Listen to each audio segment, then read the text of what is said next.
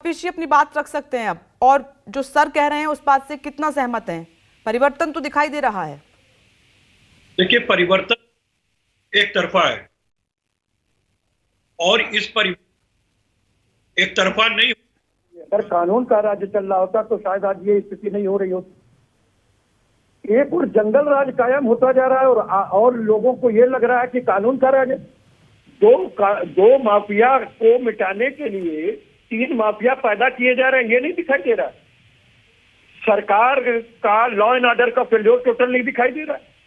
जिस तरीके से पहली बार प्रयागराज में फिल्मी शूटिंग की तरह घटना घटी और जिस तरीके से अपराधियों को संरक्षण इस भारतीय जनता पार्टी के संरक्षण में प्राप्त है, माननीय बना रखा है इन्होंने। 65 इन्होंने जो गैंगस्टर की लिस्ट दी है उसमें तो इनके तमाम माननीय है, जिसमें ब्रिजेश सिंह, ब्रिजभूषण सिंह, दिनेश सिंह और पता नहीं कौन कौन सिंह साहब लोग शामिल हैं। और सबसे बड़ी बात यह है कि अतीक अहमद तो अब इनके थे। 2018 में इन्होंने हमारे विरुद्ध चुनाव लड़ाया। इनके कुछ मंत्रियों के उससे संबंध थे जिनका वो फाइनेंसर था। उनकी कथित बातें भी शाइस्ता परवीन और उनकी बहन के माध्यम से सामने आई और तमाम ऐसे मंत्रियों का संबंध भारतीय जनता पार्टी का था जो कि उनसे फंडिंग लिया करते थे। आज ये जितनी घटनाएं दिखाई दे रही हैं ये भारतीय जनता पार्टी के उन्हीं लोगों के द्वारा घटित की गई हैं। और सबसे पहली चीज तो मैं ये कह रहा हूं कि जिस मंसूबे से एक लोकतंत्र के मंदिर में विधानसभा के अंदर खड़ा होकर के हमारे माननीय मुख्यमंत्री जी ने कहा था कि मिट्टी में मिला देंगे, ये गैर संवैधानिक शब्द मिट्टी किसी के शव को कहते हैं।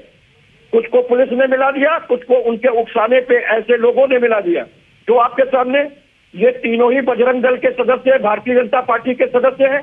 स्मृति ईरानी जी के बैठक में शामिल होते हैं और बाकायदा इनको स्पॉन्सर्ड किया गया है।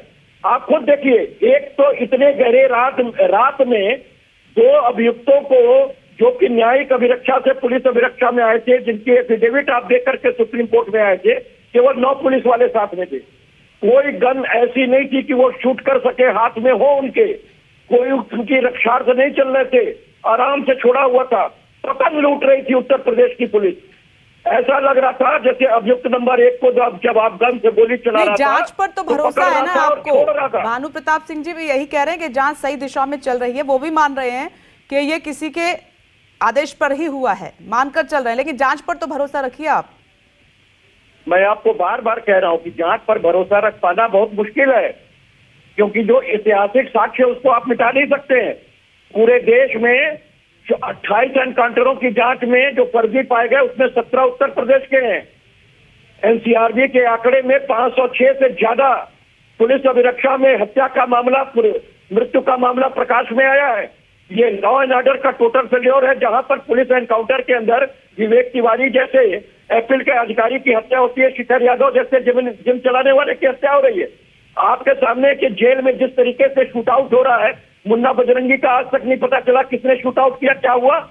इसके बाद आप देखिए कि पश्चिम की जेल में 2 गैंगों के बीच में गैंगवार हुई, 21-22 राउंड गोलियां चली, 2 लोगों की हत्याएं हुई। जेल के अंदर क्या हुआ, 24 कैमरे कैसे बंद हो गए। और इन्हीं को अगर संरक्षण प्राप्त ना होता तो ये हेलीकॉप्टर से लेकर के साबरमती जेल जाते और दूसरा वहां सुविधा मुहैया होती कि वो वीडियो कॉन्फ्रेंसिंग व्हाट्सएप कॉल के माध्यम से अशरफ से करते। और मुझे आप बताइए, जो 10 अभियुक्त में से 7 अभियुक्त छूट कैसे गए? इतनी कन्वेक्शन कराने वाली इतनी बढ़िया सरकार थी तो ऐसा क्यों हुआ? और जो अशरफ, जो कपिश जी कहना चाह रहे हैं कि गन पॉइंट पर इंसाफ से कानून व्यवस्था खराब होगी, एक नया डर पैदा होगा, इससे बेटर है कि सिस्टम को दुरुस्त कीजिए, न्यायपालिका से जल्दी इंसाफ मिले, इस पर ध्यान दीजिए।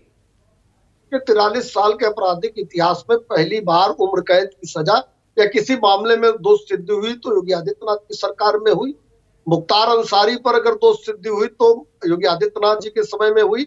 और देश में 59.8% की दर से अभियोजन विभाग दोष सिद्धि करा रहा। देश में नंबर 1 पे उत्तर प्रदेश है अभियोजन की बात जहां तक करें। और देखिए कौन किसके साथ है। 2018 में फूलपुर से तो भारतीय जनता पार्टी का प्रत्याशी कौशलेंद्र प्रताप सिंह थे। अब इनको पता नहीं कहा, मतलब अब ये तो कपिश जी वकील भी हैं, प्रवक्ता भी है, इनको ये भी नहीं पता कि भारतीय जनता पार्टी का प्रत्याशी कौन था।